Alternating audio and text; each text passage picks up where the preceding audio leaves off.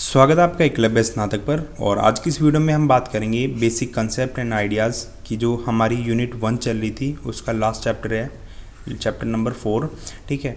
और जिसको हिंदी में हम बोलते हैं शिक्षा की मूलभूत संकल्पना और उसके विचार, ठीक है। तो ये जो हमारा चैप्टर है उसका नाम है शिक्षा का नैतिक आधार, यानी कि जो वैल्यू एजुकेशन होती है उसके बारे में हम इस वीडियो में डिस्कस करेंगे। और ये जो चैप्टर है इसके कुछ इंपॉर्टेंट क्वेश्चंस हैं उनको डिस्कस करेंगे। इसी के साथ में कुछ इंपॉर्टेंट टॉपिक्स होते हैं उनको डिस्कस करेंगे काफ़ी अच्छे से, ठीक है। तो इस वीडियो की जो PDF है वो आपको हमारे टेलीग्राम चैनल पर मिल जाएगी। एकलव्य स्नातक 1 सर्च करके आप ज्वाइन कर सकते हैं। And this is our new channel facts with Bharat, तो आप इसको सब्सक्राइब कर सकते हैं, ठीक है। बात करते हैं पहले क्वेश्चन की, ठीक है। तो पहला क्वेश्चन है, मूल्यों का अर्थ स्पष्ट कीजिए। जो हमारी वैल्यूज़ होती हैं उनके बारे में बताना है, वैल्यू क्या है उसका अर्थ स्पष्ट करना है, ठीक है। तो संस्कृत भाषा में मूल्य का अर्थ होता है मापन करने योग्य, ठीक है। यानी कि जिस भी चीज़ का मापन कर सकते हैं वो होता है मूल्य। यानी कि जैसे हम देखते हैं क्या इम्पोर्टेंस होती है, ठीक है। वह गुण या विशेषता जो मान करने योग्य या फिर जिसका मान किया जा सके, ठीक है। तो वैल्यू, इसको हम हिंदी में इंग्लिश में बोलते हैं, ठीक है। यानी कि मूल्य को वैल्यू कहा जाता है। तो वैल्यू जो शब्द है वो लैटिन भाषा के वैलियर से शब्द से निकला है, जिसका अर्थ होता है यूटिलिटी या फिर इम्पोर्टेंस। यानी कि जब हम किसी से कहते हैं ना कि तुम्हारी इसकी लाइफ में क्या इम्पोर्टेंस है, तुम्हारे लिए इसकी क्या वैल्यू है, तो इस चीज़ से, ठीक है। तो मेन्यू के अनुसार देश, काल, परिस्थितियों के संदर्भ में जन सामान्य मान्यता ही मूल्य बन जाती है, ठीक है। यानी कि किसी भी देश में अलग अलग परिस्थितियाँ हो सकती हैं, अलग अलग काल हो सकते हैं, ठीक है। उसके संदर्भ में यानी कि जो जन सामान्य होता है, जो आम पब्लिक होती है, उसमें जो कुछ मान्यताएं चालू होती हैं वही आगे चल के मूल्य बन जाती हैं, ठीक है। वही आगे जाके वैल्यूज़ बन जाती हैं। फिर मूल्यों की प्रकृति कैसी है? तो मूल्य आचरण यानी कि जो हमारे एथिक्स होते हैं, हमें किस तरह से बिहेव करना चाहिए उसके लिए मार्गदर्शक के रूप में काम करते हैं। समाज में हमें अच्छे से व्यवहार करना चाहिए। सामाजिक व्यवहार हेतु जो हमारे स्टैंडर्ड्स, रूल्स वगैरह होते हैं वो सारे के सारे मूल्यों के द्वारा बनाए जाते हैं। मूल्यों का जो विकास होता है वो अनुकरण एवं आत्मसात करने से होता है। यानी कि अनुकरण यानी कि जो एक तरह से हम बोल सकते हैं इमिटेशन कह सकते हैं, या फिर नकल करने से, यानी कि एक दूसरे का अनुसरण करने से, नकल करने से, इमिटेशन करने से मूल्यों का विकास होता है, ठीक है। आत्मसात करने से, उसको रियलाइज़ करने से, जैसे कि अगर हमने किसी के साथ गलत किया है तो अगर हमें अंदर से एक रियलाइजेशन आ रही है तो हम कह सकते हैं हमारे अंदर जो मूल्य हैं, कुछ वैल्यूज़ हैं, उनका डेवलपमेंट हो चुका है।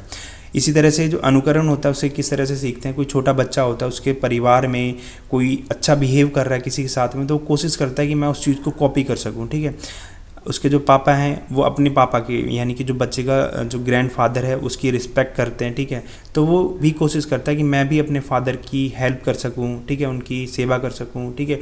वो जिस तरह से अपने फादर के साथ बिहेव करते हैं मैं भी उनके साथ कर सकूं, मैं भी अदर किसी जो पर्सन होता है कोई भी उसके साथ बिहेव कर सकूं, ठीक है। यानी कि जो मूल्यों का जो विकास होता है वो अनुकरण और आत्मसात करने से, रियलाइजेशन करने से होता है, ठीक है। समाज और परिवार के केंद्र बिंदु के रूप में मूल्य काम करते हैं, ठीक है। मूल्य समाज किस तरह का होता है, अगर कोई अच्छा व्यवहार कर रहा है, ठीक है, तो वो अच्छे समाज से आता है। अगर कोई बुरा मूल्यों का प्रदर्शन कर रहा है तो वो बुरे समाज से आता है, ठीक है। परिवार भी इसी तरह से आता है कि परिवार ने किस तरह से उसके मूल्य को विकसित किया है। परिवार भी एक मेन केंद्र बिंदु में आ जाता है मूल्यों के, ठीक है। तो ये गतिशील होते हैं, यानी कि इसमें परिवर्तन होते रहते हैं धीरे धीरे। सभी के जो मूल्य होते हैं उसमें विविधता देखने को मिलती है, विशिष्टता देखने को मिलती है। अलग सभी जो लोग होते हैं, अलग अलग जो समूह होते हैं, ठीक है, समाज होता है, उनमें मूल्यों की जो विविधता होती है, विशिष्टता होती है, वो भी हमें अलग अलग देखने को मिल जाती है। मूल्य सार्वभौमिक होते हैं, ठीक है, और निरपेक्ष होते हैं। अब मूल्यों के प्रकारों की बात करते हैं। मूल्य कौन से प्रकार, कितने प्रकार के होते हैं? तो बेसिकली जितने भी मूल्य होते हैं ना वो सब आपस में इंटरकनेक्टेड होते हैं, ठीक है। बस थोड़ा सा नाम पे अगर हम फोकस करेंगे तो हम इसको समझ सकते हैं। पहले होते हैं सामाजिक मूल्य, यानी कि जो समाज में कुछ हम मूल्य होते हैं उनका पालन करना होता है हमें, ठीक है। जो समाज के नियम होते हैं उनका पालन करना होता है, वो होते हैं सामाजिक मूल्य। जैसे कि समाज में जो बुजुर्ग लोग होते हैं, ठीक है, जो ओल्ड पीपल होते हैं उनकी रिस्पेक्ट करनी होती है, ठीक है, रिस्पेक्ट उनकी करनी होती है। और भी इस तरह के कई सारे मूल्य होते हैं वो हम देख सकते हैं, ठीक है। जितने भी अलग अलग कम्युनिटीज़ के लोग होते हैं उनकी रिस्पेक्ट करनी होती है, सबके जो त्यौहार वगैरह होते हैं उनकी रिस्पेक्ट करनी होती है। जो समाज में बॉडी शेमिंग ज़्यादा होती है उनको यहाँ पे क्रिटिसाइज़ करा जाता है, ठीक है। यानी कि लोगों के साथ आदर सम्मान से अच्छे से बिहेव करने के जो कुछ रूल्स होते हैं जो समाज ने डिसाइड कर रखे होते हैं वो होते हैं सामाजिक मूल्य। फिर आते हैं व्यक्तिगत मूल्य।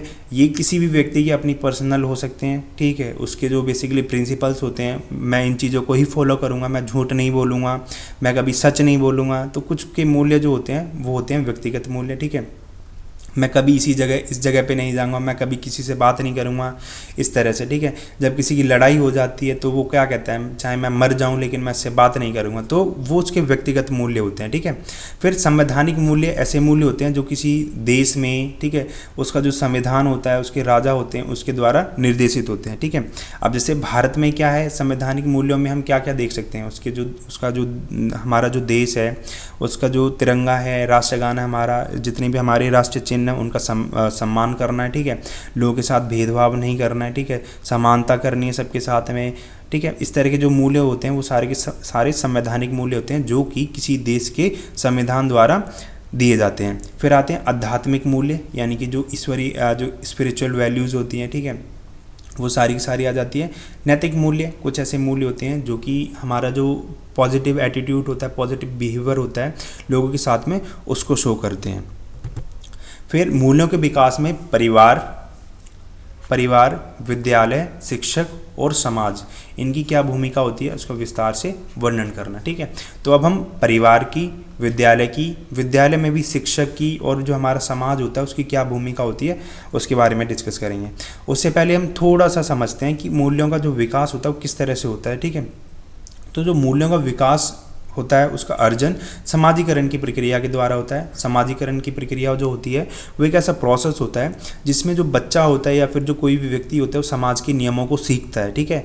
वो समाज का एक हिस्सा बनने की कोशिश करता है, समाज के जितने भी नियम होते हैं, नियम कायदे कानून होते हैं, उनको सीखने की कोशिश करता है। वो होती है समाजीकरण की प्रक्रिया। इसको ये जो आपकी यूनिट है ना, ये एक अलग से दे रखी है, एक स्पेसिफिक यूनिट है जिसमें हम सोशलाइजेशन और जो एजुकेशन है उसके बारे में डिस्कस करेंगे नेक्स्ट यूनिट में, ठीक है।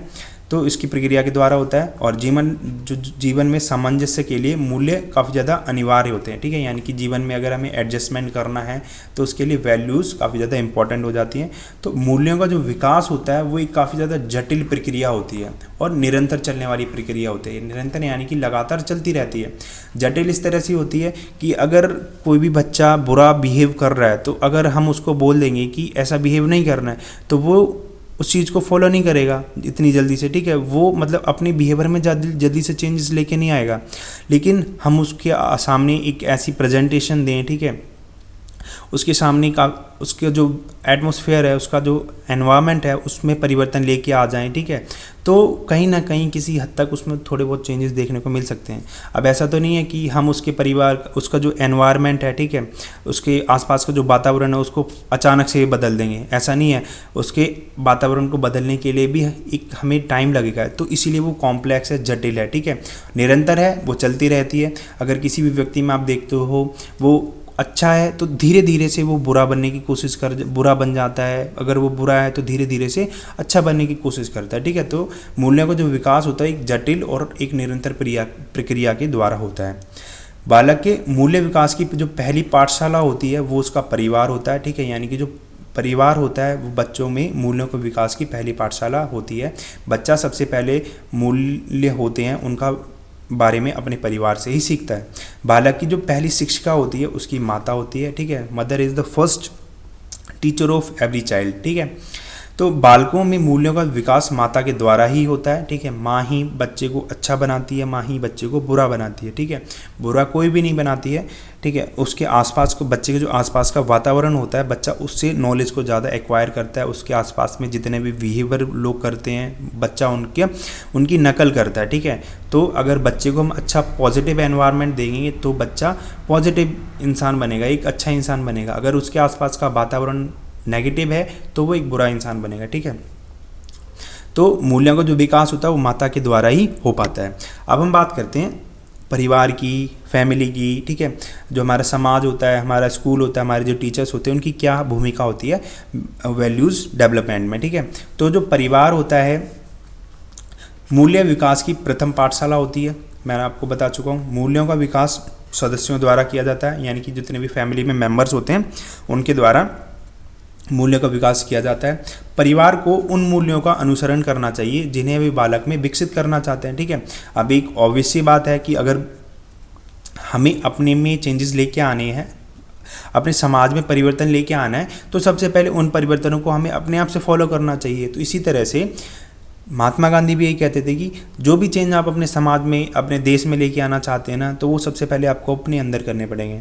तो इसी तरह से कहने का मतलब यही है कि अगर हम ये चाहते हैं कि हमारे बच्चों में इस तरह की वैल्यूज़ को डेवलप किया जाना चाहिए, तो सबसे पहले हमें उन चीज़ों को अपने अंदर हमें चेंजेस लेके आने पड़ेंगे, ठीक है। उनका अनुसरण करना चाहिए, तभी वो बच्चे में विकसित हो पाएंगे। क्योंकि जो चाइल्डहुड होता है, उस अवस्था में जो बच्चा होता है वो अनुकरण के द्वारा ही सीखता है, यानी कि बच्चा अपने आसपास की जो एनवायरनमेंट होता है, उसका वातावरण होता है, उसकी नकल करता है, उसको कॉपी करने की कोशिश करता है, तभी वो सीख पाता है।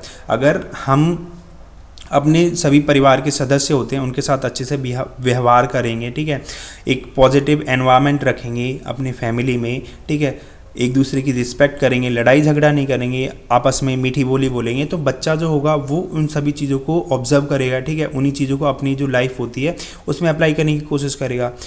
अगर हम घर में लड़ाई झगड़ा करते हैं, मारपीट करते हैं, गाली गलौज करते हैं, ठीक है, एक नेगेटिव एनवायरनमेंट क्रिएट करते हैं, तो बच्चा होता है उसका उस पर नेगेटिव इम्पैक्ट पड़ेगा। बच्चा सिर्फ उन्हीं चीज़ों को कॉपी करेगा और फिर बाहर जाके जब वो उसका सोशलाइजेशन स्टार्ट होगा, अपने स्कूल में जाएगा, ठीक है, आगे की जो लाइफ फर्दर लाइफ होती है उसको स्टार्ट करेगा, तो वो सारी की सारी चीज़ें उसके बिहेवियर में, ठीक है, उसकी लाइफ में उसको स्पॉइल करने की कोशिश करेंगे, ठीक है। तो अगर हमें बच्चों में एक पॉजिटिव वैल्यूज़ को डेवलप करना है, सभी परिवार यही चाहता है कि हमारे बच्चों में पॉजिटिव वैल्यूज़ डेवलप हों, लेकिन वो ये नहीं सोचते हैं कि हम घर में कैसा माहौल बना रहे हैं जो हमारा बच्चा सीख रहा है, ठीक है। कोई भी जो फैमिली होती है उसमें कोई भी फादर होता है, ठीक है, कोई भी घर का जो मेंबर होता है वो दारू पी के आता है, लड़ाई झगड़ा करता है, तो बच्चे का उस पर गलत इफेक्ट पड़ता है, ठीक है। तो वो भी यही सोचता है कि मेरे फादर ये करते हैं तो मैं करूँगा तो क्या गलत बात हो जाएगी इसमें, ठीक है। तो इस तरह से सबसे पहले हमें अपने अंदर चेंजेस लेके आने पड़ेंगे जो हमें बच्चे में करने हैं, ठीक है, क्योंकि बच्चा सिर्फ हमारी जो इमिटेशन होती है, जो अनुकरण होता है उसके द्वारा ही सीखता है, ठीक है। फिर समाज की क्या भूमिका होती है उसको देखते हैं। तो जो समाज होता है वो हमेशा ये चाहता है कि उसकी भावी पीढ़ी में समाज के मूल्यों का हस्तांतरण हो, ठीक है, यानी कि उसका ट्रांसफ़र हो। कोई भी समाज हो वो यही चाहता है कि जो भी हम जितने भी हमारे मूल्य होते हैं वो हमारी भावी पीढ़ी, यानी कि जो हमारी फ्यूचर जनरेशन होती है उनमें वो ट्रांसफ़र हो। अब जो समाज होता है वो धर्म के आधार पर हो सकता है, ठीक है, जो सामाजिक नियम होते हैं उनके आधार पर हो सकता है, ठीक है। तो हर कोई यही चाहता है कि जितने भी हमारे जो धार्मिक रीति रिवाज हैं, परंपराएँ हैं, नियम कानून हैं, वो हमारी अगली पीढ़ी में वो चलते रहें, ठीक है, यानी कि उनका ट्रांसफ़र होता रहे। तो समाज द्वारा बालकों में मूल्यों का विकास करने के लिए एक जटिल योजना का निर्माण उनको करना चाहिए, ठीक है, बिल्कुल है, ठीक है। यानी कि अगर हम बच्चों के अंदर मूल्यों का विकास करना चाहते हैं तो उसके लिए हमें एक प्लानिंग करनी पड़ेगी सबसे पहले, क्योंकि कोई भी काम हम बिना प्लानिंग के नहीं कर सकते हैं। और ये तो वैसे भी एक बहुत ही इंपॉर्टेंट काम हो जाता है कि बच्चों के अंदर वैल्यूज़ को इनकलकेट करना है हमें, ठीक है। तो ये वैसे भी बहुत इंपॉर्टेंट काम होता है, तो इसलिए हमें इंपॉर्टेंट काम को एक प्लानिंग के थ्रू करना चाहिए, ठीक है। तो समाज इसमें क्या कर सकता है कि समाज कुछ निर्धारित मूल्यों को विकसित करने के लिए जो बच्चों की पाठ्य पुस्तक होती है, यानी कि जो हमारी टेक्स्ट बुक होती है बच्चों की, तो उनके अंदर हम उनको ऐड कर सकते हैं, ठीक है। समाज को मूल्यों के विकास में धैर्य रखना चाहिए, यानी कि पेशेंस काफ़ी ज़्यादा इंपॉर्टेंट होता है इसमें, क्योंकि मूल्यों का विकास अनायास ही नहीं होता है। अनायास यानी कि अचानक सडनली नहीं हो जाता, जैसे कि हमने आज उसमें ऐड कर दी और हम कल ये एक्सपेक्ट करते हैं कि बच्चों के अंदर ये चेंजेस आ जाएं, ठीक है। हमने उनकी टेक्स्ट बुक में कुछ ऐसी स्टोरीज़ होती हैं, मॉरल एजुकेशन से रिलेटेड स्टोरीज़ होती हैं, हमने उसको ऐड कर दिया और हम ये चाहते हैं कि अगले दिन बच्चा उनको पढ़ के अपने अंदर चेंजेस लेके आ जाए। उसकी जो वैल्यूज़ होती हैं, बैड वैल्यूज़ होती हैं, उनको उसमें कुछ परिवर्तन ना आके पॉजिटिव में बदल जाए, तो ऐसा नहीं हो सकता, ठीक है। तो इसमें सबसे पहले हमें धैर्य रखना पड़ेगा, पेशेंस रखना पड़ेगा। और ये सिर्फ समाज को ही नहीं, उसके टीचर होते हैं, उसकी सोसाइटी होती है, उसकी फैमिली होती है, उसको भी पेशेंस रखना चाहिए, ठीक है। फिर बात करते हैं हमारा जो स्कूल होता है यानी कि विद्यालय, उसकी क्या भूमिका होती है उसको डिस्कस करते हैं एक बार। तो विद्यालय बालक की प्रथम औपचारिक पाठशाला होती है, यानी कि कुछ जो नियम कानून होते हैं वो औपचारिक होते हैं। तो औपचारिक प्रथम पाठशाला होती है बच्चा कुछ नियम कायदे कानून जो होते हैं, समाज के नियम होते हैं, कुछ कानून होते हैं, उनको स्कूल में सीखता है। वह अपने शिक्षकों को देखकर मूल्यों को आत्मसात करता है, यानी कि उसको अपने अंदर करने की कोशिश करता है। कक्षा में अनुशासन, डिसिप्लिन सीखता है, सद्भाव, सहिष्णुता, टॉलरेंस, इनके जो मूल्य जो होते हैं उनका विकास होता है। ठीक है, सद्भाव यानी कि समान भाव होना चाहिए सबके लिए। ठीक है, आदर सद्भाव का भाव आता है इसके अंदर। अनुशासन आता है, ठीक है, बच्चा डिसिप्लिन रहता है यहाँ पे। सहिष्णुता आती है, यानी कि बच्चा एक दूसरे को टॉलरेट करना सीख जाता है यहाँ पे। ठीक है, तो टॉलरेंस भी एक तरह का मूल्य होता है, तो इनका विकास कक्षा के अंदर होता है। वह धर्मनिरपेक्षता, दूसरों को आदर सम्मान जैसे मूल्यों को अपना रहा होता है कक्षा के अंदर में।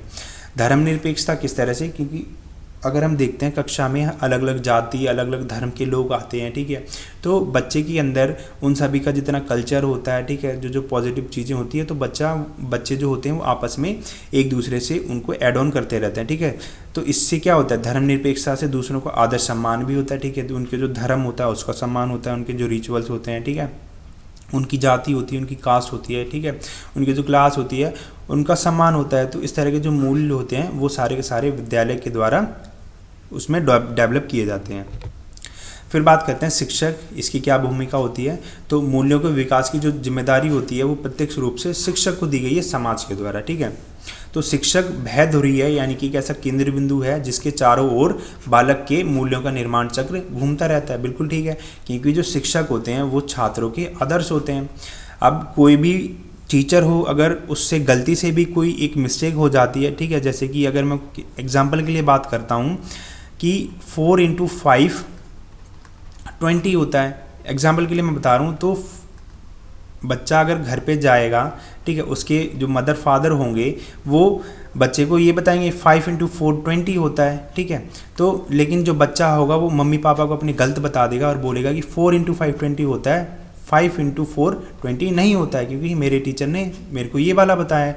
तो बच्चे टीचर से इतने ज़्यादा उससे प्रभावित होते हैं टीचर से कि वो अपने जो उसके पेरेंट्स होते हैं उनको गलत ठहरा देता है, लेकिन वो टीचर को कभी भी गलत नहीं बोलता है। ठीक है, तो इस तरह से आदर्श होते हैं बच्चे टीचर के लिए, टीचर जो होते हैं आदर्श होते हैं बच्चों के लिए। ठीक है, तो जो शिक्षक का चरित्र होता है बच्चों के लिए अनुकरणीय होता है। बच्चे उस चीज़ को फॉलो करते हैं, उसका अनुकरण करते हैं, उसको कॉपी करने की कोशिश करते हैं। तो इसलिए जो शिक्षक होता है उसको हमेशा अच्छे मूल्यों का अनुसरण करना चाहिए। बच्चों के सामने तो वैसे भी करना चाहिए, ठीक है, क्योंकि बच्चे टीचर को देख के सीखते हैं।